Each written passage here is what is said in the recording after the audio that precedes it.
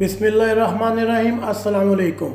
آپ دیکھ رہے ہیں دا آشین آف نالج اینڈ ہسٹری اور میں ابو الفاتح سلطان نور الدین زنگی سیریز کی دوسری ایپیسوڈ کے ساتھ۔ جیسا کہ آپ جانتے ہیں، الرہا کی شکست کے بعد پورے کا پورا یورپ دوسری صلیبی جنگ کے لیے آمادہ ہو چکا تھا۔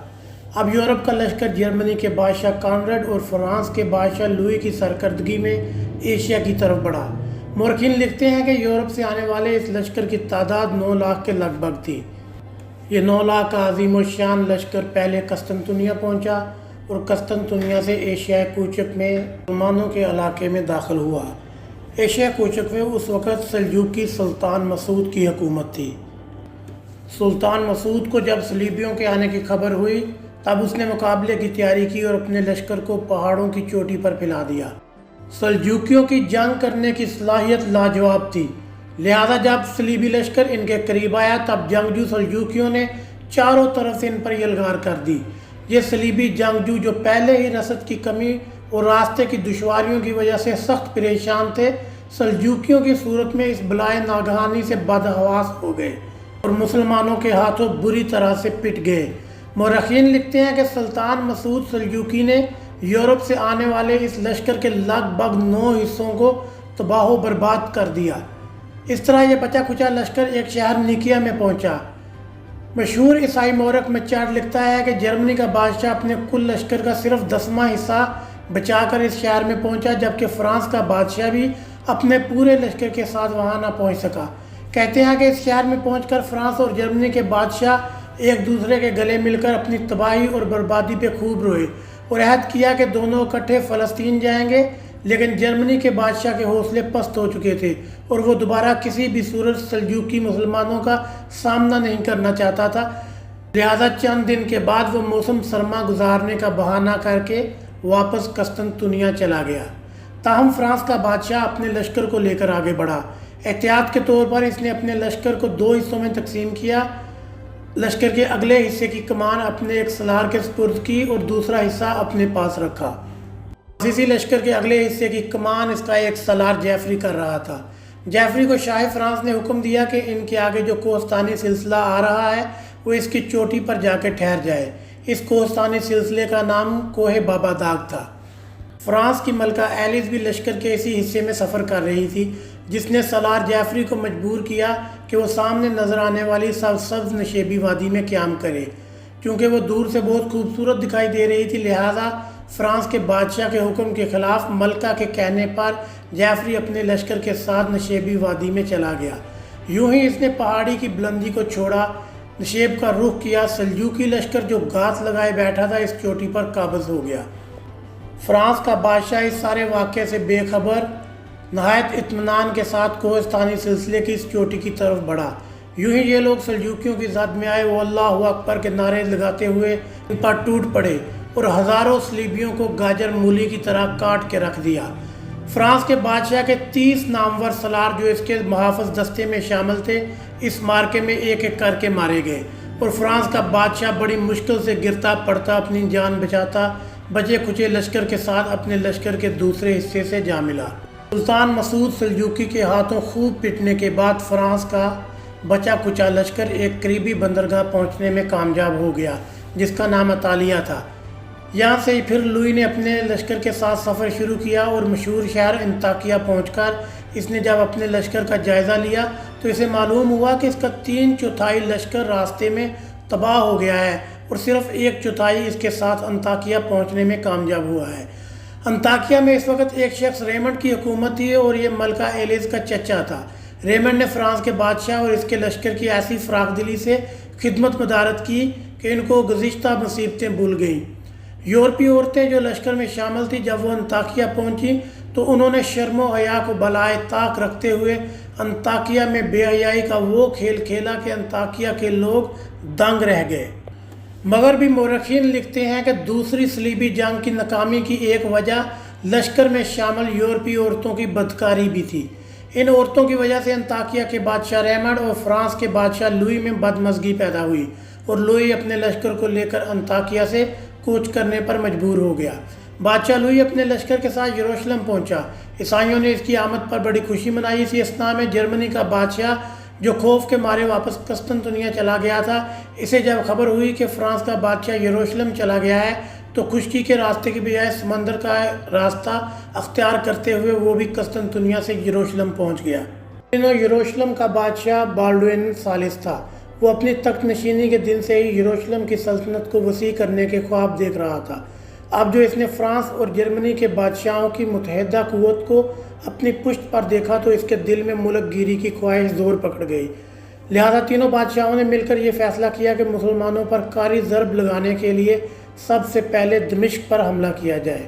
تینوں بادشاہوں کا متحدہ لشکر طے شدہ منصوبے کے تحت مسلمانوں کے شہر دمشق کی طرف بڑھا اور ربیع الثانی کے مہینے میں ہجری 548 میں یہ لشکر دمشق کے سامنے پہنچ گیا۔ ان دنوں دمشق کے شہر کے 3 اطراف میں مٹی کی مضبوط فصیل بنی ہوئی تھی اور ایک طرف گنجان باغوں کی اس قدر کثرت تھی کہ کوئی بڑا لشکر ان میں سے آسانی سے نہ گزر سکتا تھا۔ صلیبیوں نے اسی طرف سے شہر کا محاصرہ کر لیا۔ دمشق پر ان دنوں ایک نااہل شخص مجیر الدین کی حکومت تھی، لیکن اس کا وزیر معین الدین قدرے بہتر تھا۔ اس نے دمشق کی عوام اور علماء کی مدد سے صلیبی حملہ آوروں کا مقابلہ کیا۔ اس دوران عیسائیوں اور مسلمانوں کے دوران کئی خونریز جھڑپیں ہوئیں۔ ان جھڑپوں کے دوران دمشق کے کئی جید علماء پرجوش انداز میں جنگ میں حصہ لیتے ہوئے شہید ہو گئے۔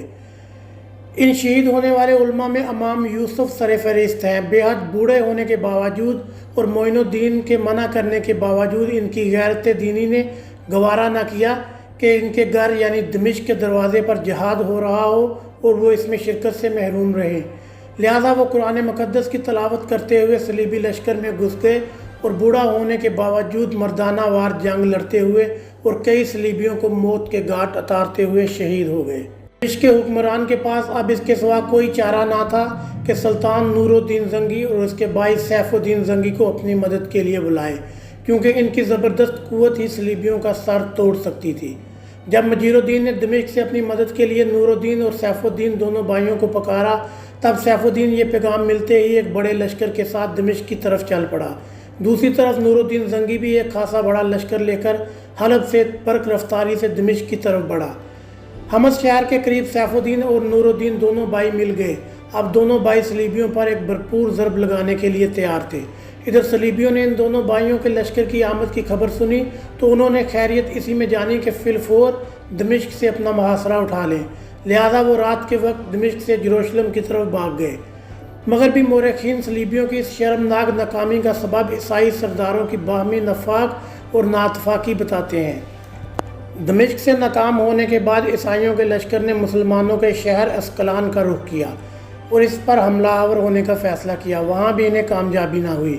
جرمنی کے بادشاہ نے جب دیکھا کہ اتنا بڑا لشکر ہونے کے باوجود کسی بھی مقام پر انہیں مسلمانوں کے خلاف کامیابی نہیں ہو رہی، تب وہ اس ہنگامہ خیزی سے بیزار ہو گیا اور ناکام و نامراد اپنے لشکر کو لے کر وطن واپس چلا گیا۔ فرانس کا بادشاہ شرم اور ذلت کے باعث کچھ عرصہ فلسطین میں قیام پذیر رہا۔ اس نے بھی اندازہ لگا لیا تھا کہ وہ مسلمانوں کے خلاف کامیاب نہیں ہو سکتا، لہذا وہ بھی واپس یورپ چلا گیا۔ اس طرح یورپ سے اٹھنے والا یہ طوفان ناکام و نامراد جدھر سے آیا تھا ادھر ہی واپس چلا گیا۔ آنے والے اس لشکر میں ایک فنش نامی جنگجو بھی شامل تھا جو کہ اندلس کا رہنے والا تھا۔ اس کی عزت اور حوصلہ مندی نے یہ گوارا نہ کیا کہ وہ فرانس اور جرمنی کے بادشاہ کی طرح ناکام اور نامراد شکست کی ذلت اٹھاتے ہوئے واپس چلا جائے۔ چنانچہ وہ اپنے لشکر کے ساتھ فلسطین میں ہی رہا۔ مقامی عیسائیوں کو اپنے لشکر میں بھرتی کرتے ہوئے اس نے ایک بہت بڑا لشکر تیار کیا اور فیصلہ کیا کہ وہ اکیلا مسلمانوں پر حملہ آور ہوگا اور مسلمانوں پر ضرب لگانے کے لیے اس نے اپنا کوئی مضبوط اور مستحکم ٹھکانہ بنانے کی خاطر سین اریما نامی قلعے اور شہر پر قبضہ کر لیا، جس کا حکمران اس وقت طرابلس کا ایک عیسائی تھا۔ سلطان نور الدین زنگی ان دنوں اپنے لشکر کے ساتھ بلبک شہر میں قیام کیے ہوئے تھا۔ اسے جب خبر ہوئی کہ فنش نے حسین اریما کو اپنا مرکز بنا کر مسلمانوں کے علاقوں پر حملہ آور ہونے کا منصوبہ بنایا ہے، تب وہ بلبک سے اپنے لشکر کے ساتھ نکلا اور بڑی تیزی سے اس نے حسین اریما کا رخ کیا۔ سلطان نے احتیاط سے کام لیتے ہوئے اس حملے کی اطلاع اپنے بڑے بھائی سیف الدین کو بھی کر دی تھی۔ اس نے فی الفور اپنے ایک سالار کی سرکردگی میں اپنا ایک لشکر اپنے بھائی نور الدین زنگی کی مدد کے لیے روانہ کیا۔ سلطان نور الدین زنگی کا لشکر 2 دن میں حسین اریما شہر کے قریب جا پہنچا اور آنن فانن شہر کا محاصرہ کر لیا۔ شہر کے اندر جو صلیبیوں کا لشکر تھا شروع میں اس نے ڈٹ کر مقابلہ کیا اور اس قدر تیز تیر اندازی کی کہ مسلمان فصیل تک نہ پہنچ سکے۔ پھر ایسا ہوا کہ مسلمان حرکت میں آئے اور سلطان نور الدین زنگی کے حکم پر سرنگ لگا کر شہر کی فصیل کا جنوبی حصہ تباہ کر دیا اور پھر مسلمان لشکری تکبیریں بلند کرتے ہوئے اندر گھس گئے۔ صلیبیوں نے قلعے اور شہر کو بچانے کی کوشش کی، لیکن مسلمان جس طرف بھی رخ کرتے اپنے پیچھے لاشوں کا انبار لگاتے چلے گئے۔ اس طرح جب عیسائیوں کے لشکر کی بڑی تعداد کو موت کے گھاٹ اتار دیا گیا تب انہوں نے ہتھیار ڈال دیے اور امان کی التجا کی۔ سلطان نور الدین زنگی کے حکم پر مسلمانوں نے اپنے ہاتھ روک لیے اور بچے کچے صلیبیوں کو گرفتار کر لیا۔ گرفتار ہونے والے صلیبیوں میں جنگجو فنش بھی شامل تھا، اور اس جنگ میں جس قدر بھی قیدی بنے اور جتنا مال غنیمت حاصل ہوا، سلطان نور الدین نے اپنے بڑے بھائی سیف الدین کی طرف روانہ کر دیا اور خود اپنے مرکزی شہر حلب کی طرف روانہ ہو گیا، اور یہاں پہ دوسری صلیبی جنگ کا باقاعدہ خاتمہ ہو گیا۔ اس سے آگے کے واقعات اور سلطان نور الدین زنگی کے خلاف ہونے والی اندرونی بغاوتوں کے بارے میں جاننے کے لیے ہم آپ کے لیے لے کے آئیں گے سلطان نور الدین زنگی سیریز کی تیسری ایپیسوڈ۔ تب تک کے لیے اجازت دیجیے، اپنا بہت خیال رکھیے گا اور اپنے اس چینل کا بھی۔ اللہ حافظ۔